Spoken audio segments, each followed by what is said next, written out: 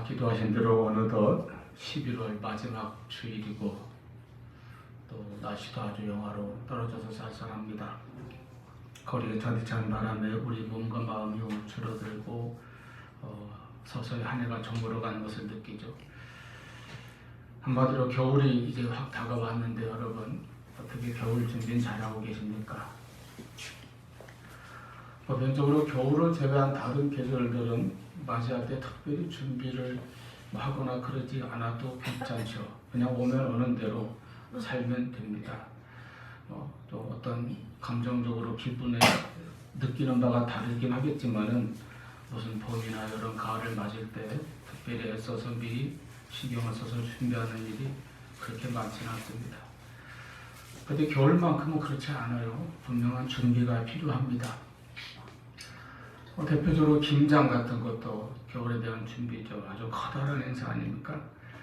또 어머니들은 가족들의 의복이나 이불 같은 것을 잘 챙겨서 준비를 합니다. 예전에 나무를 뗄 때는 광에다 나무를 잔뜩 해놓고 연탄 뜨던 시절에는 연탄재로 넣는 게 중요한 겨울 준비였어요. 요즘은 또 이렇게 또 수도관 동파 같은 거 방지하고 등등 신경 많이 씁니다. 좀 여러 가지 편리해진 것도 많고 편해진 것도 있겠지만 그래도 겨울에 대해서는 우리 모두가 무언가 대비하는 마음이 있는 것은 여전한 것 같습니다. 특히 자기 처해 있는 어떤 여건이나 환경이 힘들수록 월동 준비, 겨울 준비에 더 철저히 합니다. 군대에서 겨울 보내기 힘들죠. 그래서 그만큼 겨울 월동 준비도 철저히 합니다. 저는 군대 생활에서 겨울 2번 났고 월동 준비를 2번 했죠. 감옥에서 겨울 보내는 것도 굉장히 혹독합니다. 제가 아는 지인이 불미스러운 일로 이렇게 의왕에 있는 구치소에 있을 때 면회 몇 번 갔는데 늦가을쯤 되니까 아주 겨울이 굉장히 힘들다고 그런 하소연을 하는 걸 들은 적이 있어요. 근데 본문에 보니까 사도 바울이 감옥에서 바로 겨울을 맞이하게 된 것 같습니다. 그리고 그 겨울에 대해서 대비하는 것을 우리가 볼 수가 있습니다. 지금 디모데 후서를 쓰고 있는 지금 시점에 바울은 로마 감옥 안에 있습니다. 1장 8절에 보면요. 내가 우리 주를 증언함과 또 주를 위하여 갇힌 자 된 나라고 자신에 대해서 소개합니다. 즉 복음을 전하고 예수 그리스도를 전하다가 그 일로 인하여 이렇게 감옥에 있다고 하는 것이죠. 그리고 시점에 대해서는 오늘 본문 21절에 보면 디모데를 향해서 너는 오라 이렇게 말해놓고 너는 겨울 전에 어서 오라 이렇게 또 못 박아 강조하는 걸 보면은 바울은 감옥 안에서 이제 곧 딱 겨울을 맞이하고 준비하고 있다는 것을 알 수 있습니다. 그런 면에서 사도 바울의 감옥에서의 월동 준비라고 할 수도 있겠죠.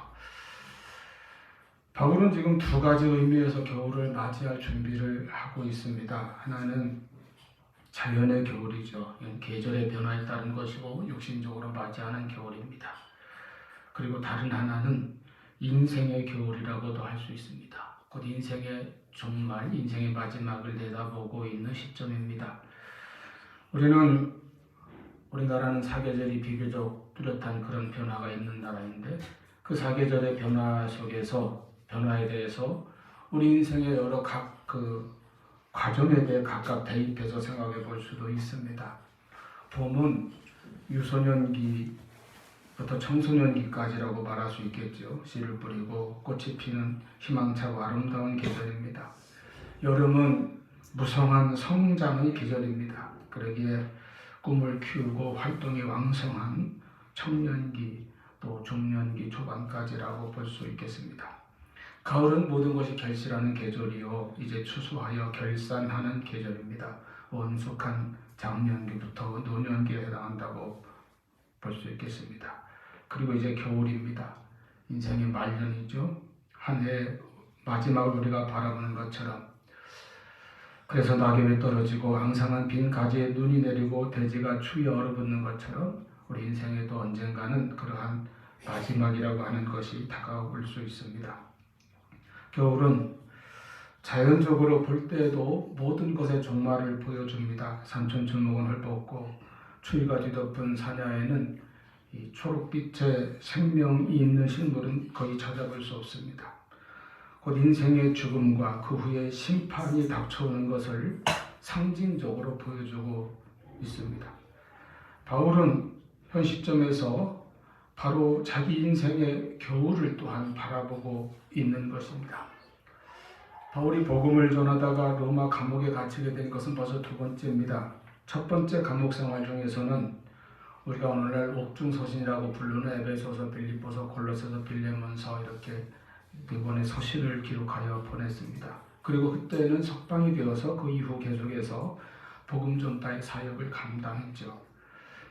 그리고 지금은 두 번째 투옥인데 이때는 AD 60년에서 63년 경어간입니다. 바로 네로 치하에 로마의 박해가 한창일 때입니다.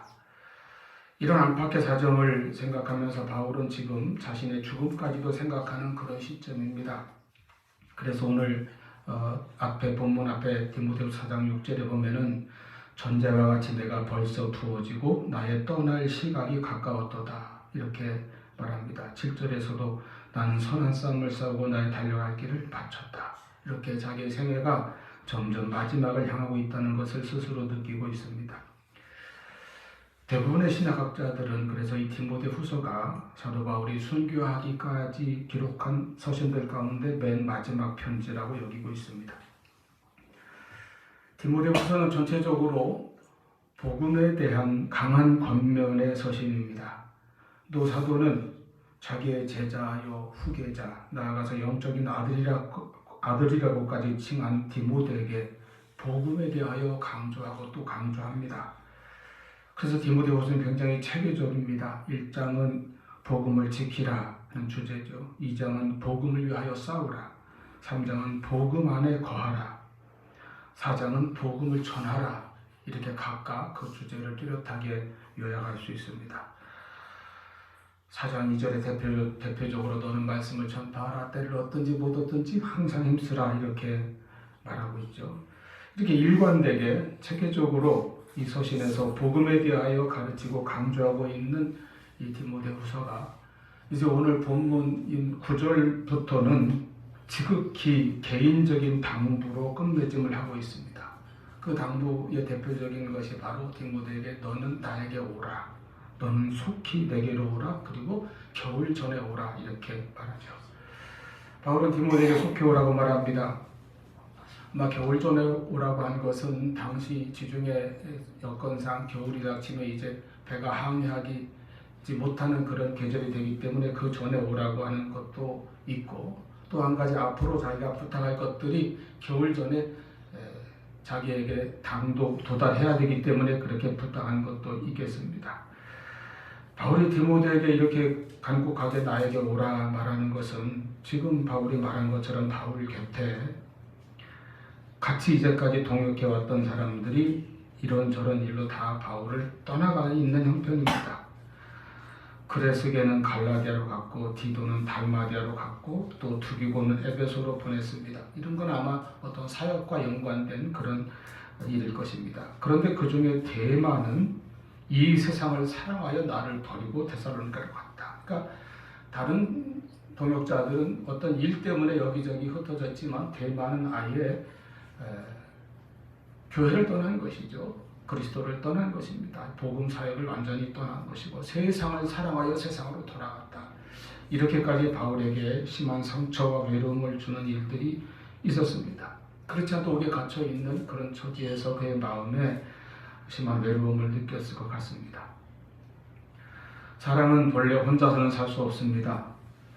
하나님을 할 때도 마찬가지입니다. 혼자 다 할 수 없습니다. 언제나 성경을 보면 하나님의 일에는 항상 좋은 동역의 관계가 있었어요. 모세에게는 아론이 있고 훌이 있고 여호수아가 있었습니다.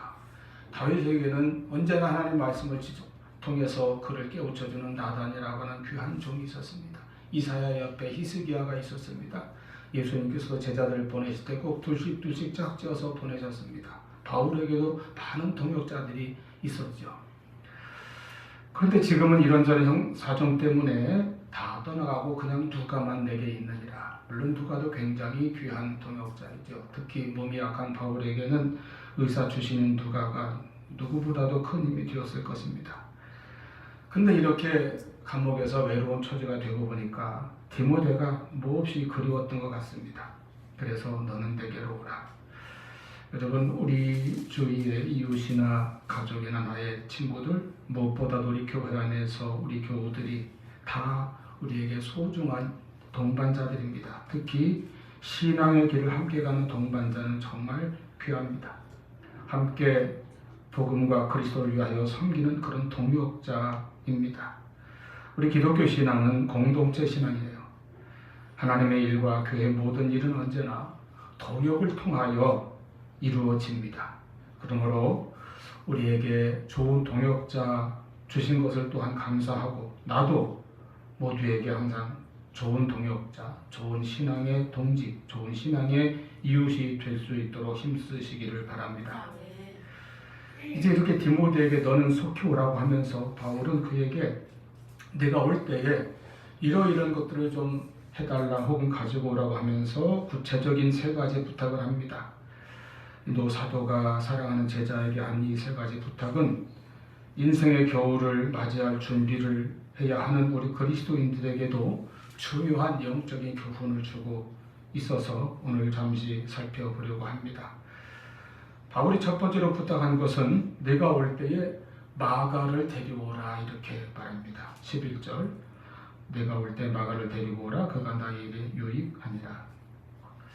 마가는 우리가 이제 마가복음을 기록한 저자로 잘 알고 있습니다만은 예수님이 이 세상에 계실 때 공생애 때에는 청소년 정도의 나이였던 것으로 보입니다. 그래서 그 당시 예수님 당시에는 마가보다는 마가의 어머니가 주님을 따르는 제자로서 핵심적인 역할을 했습니다. 예수님께서 승천하신 후 제자들과 120문도가 주님의 분부에 따라서 모여서 기도한 장소를 우리가 마가의 다락방으로 알고 있잖아요.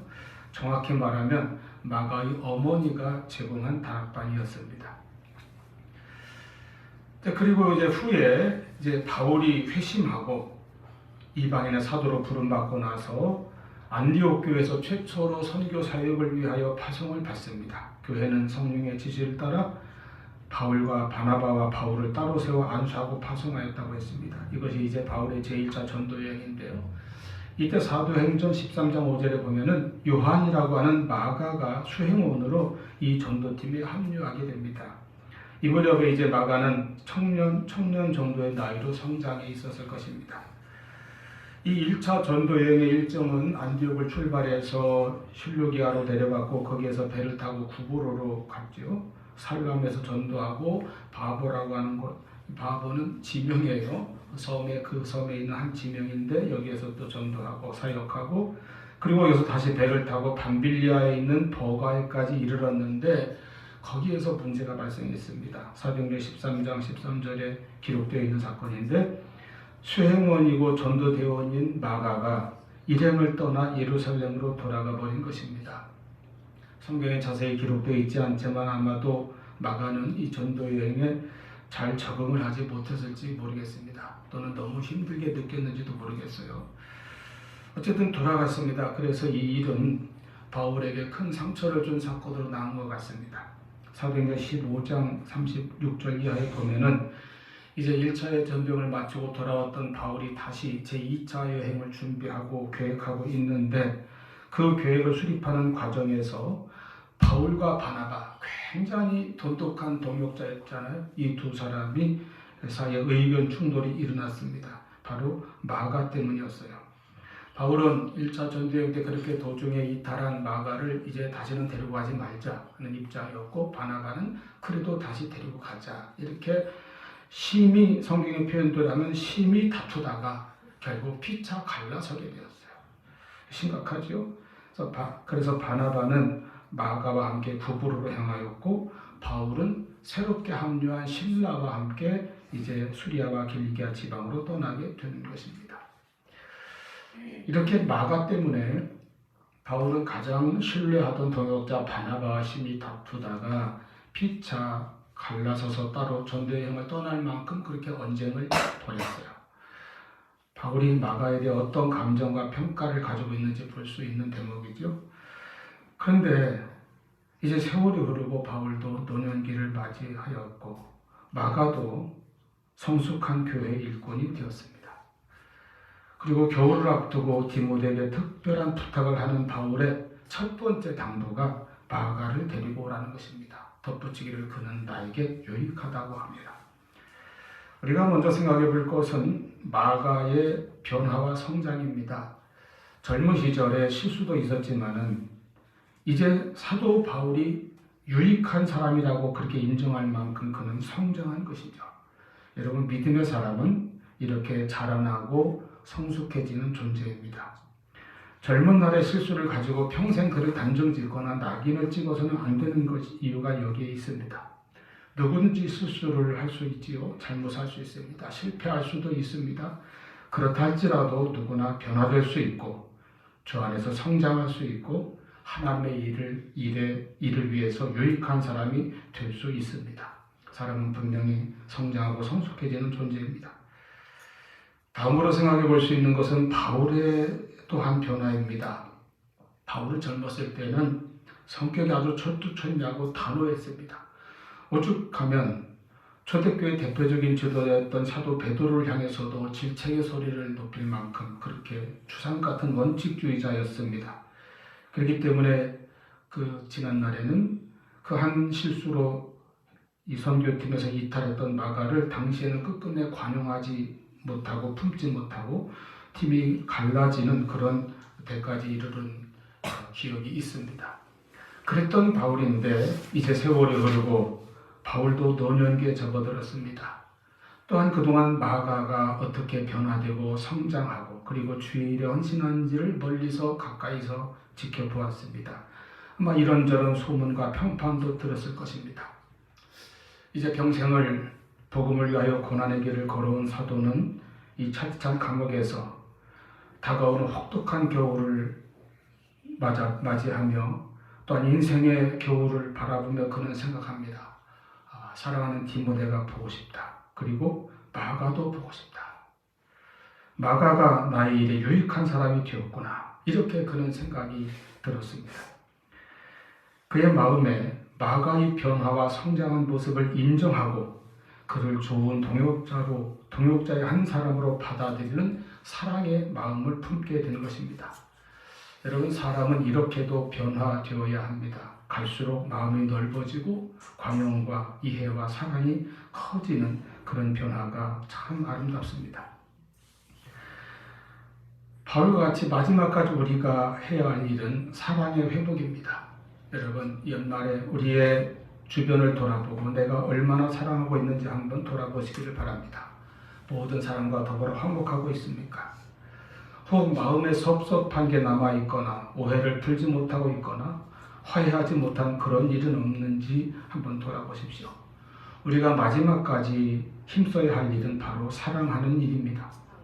요한복음 13장 36절에 예수님께서 너희가 서로 사랑하는 것이 바로 너희가 나의 제자인 증거다. 이렇게 말씀하신 것을 기억하시기를 바랍니다.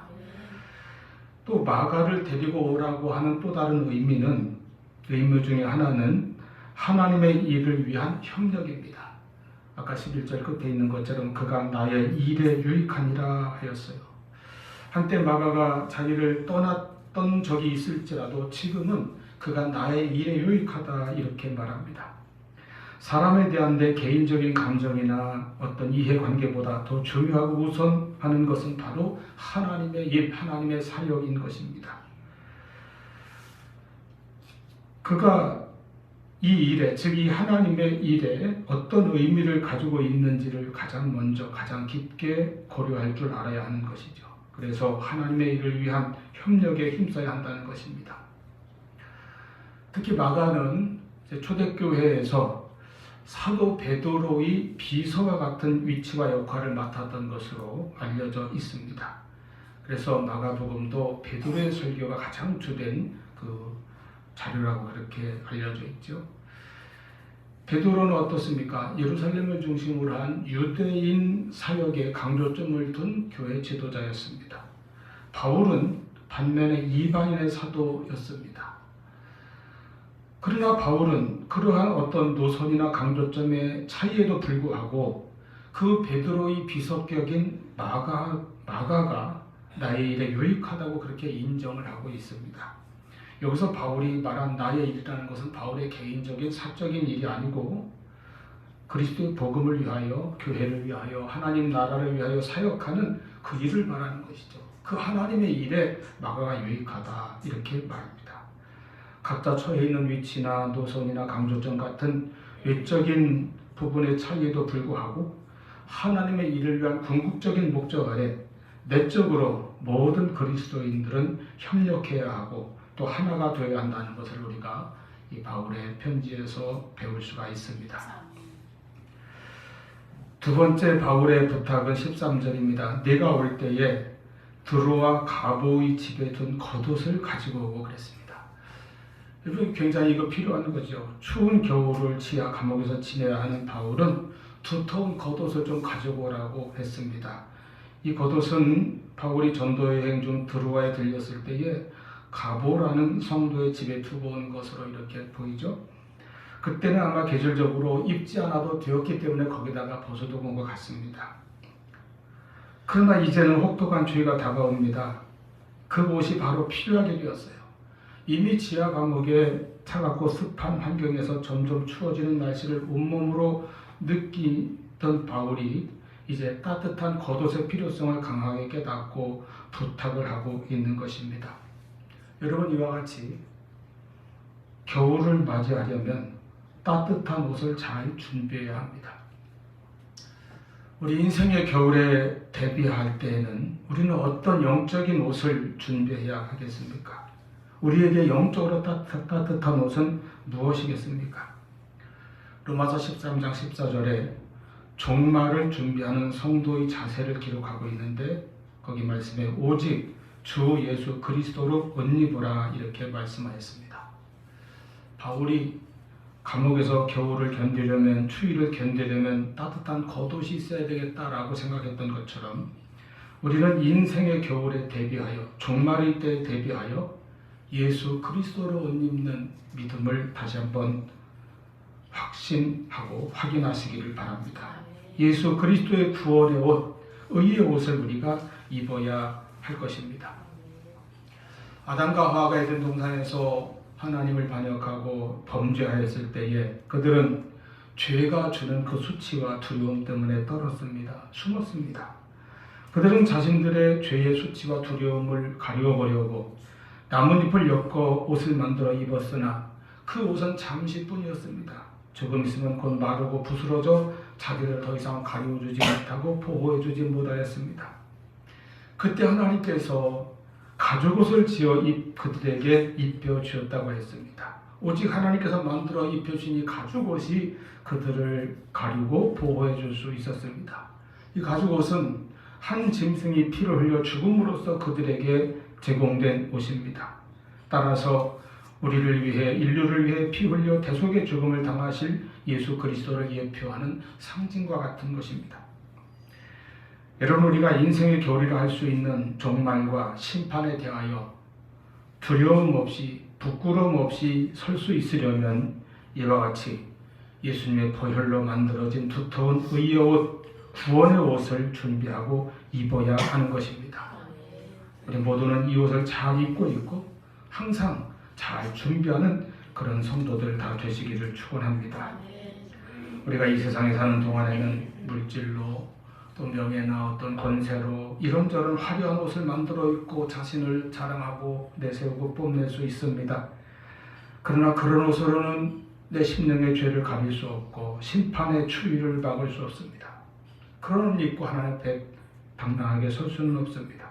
오직 우리의 구원자 주 예수 그리스도로 옷 입고 예수님의 보혈로 만들어주신 구원의 의의 옷을 입고 하나님 앞에 감사하며 담대하게 설 수 있는 저와 여러분이 될 수 있기를 축원합니다.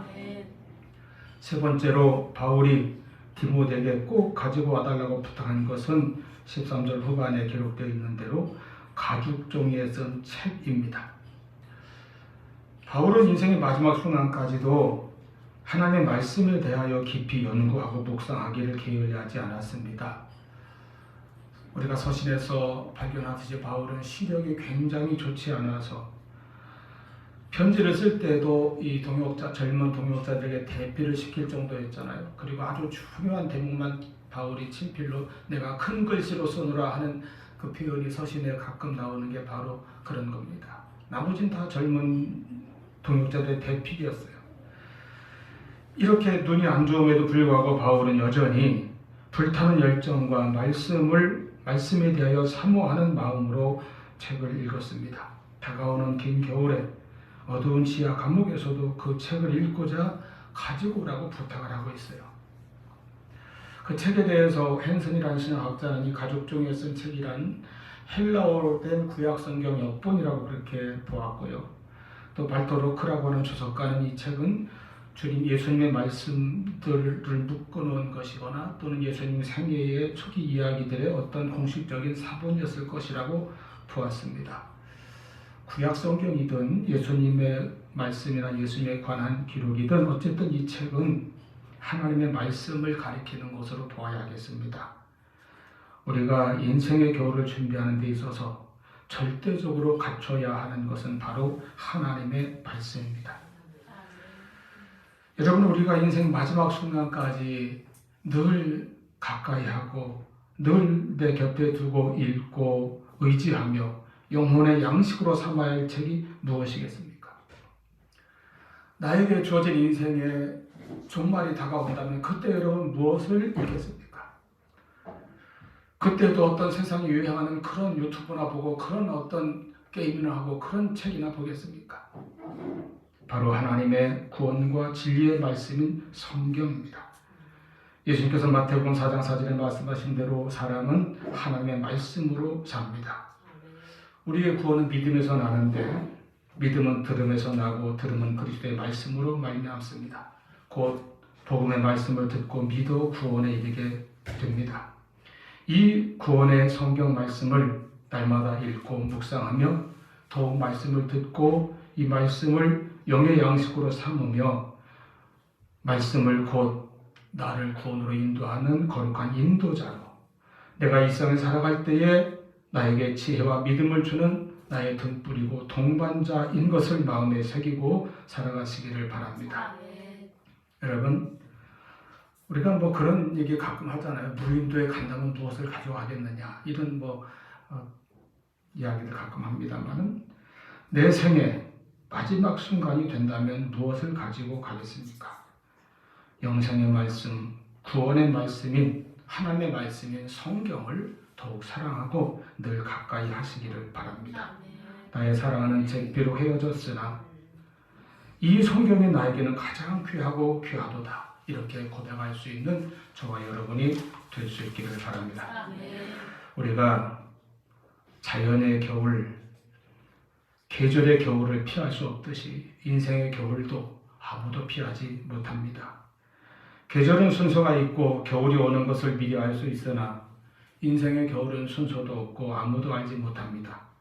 그러나 우리는 늘 깨어서 믿음 안에서 내 인생의 겨울을 위하여 항상 온전한 준비를 힘써야 하겠습니다. 늘 사랑을 회복하고 하나님의 일에 최선을 다하여 헌신하며 예수 그리스도의 구원의 옷을 항상 준비하고 하나님의 말씀, 거룩한 성경을 더욱 가까이 하며 살아가는 저와 여러분 될 수 있기를 축원합니다.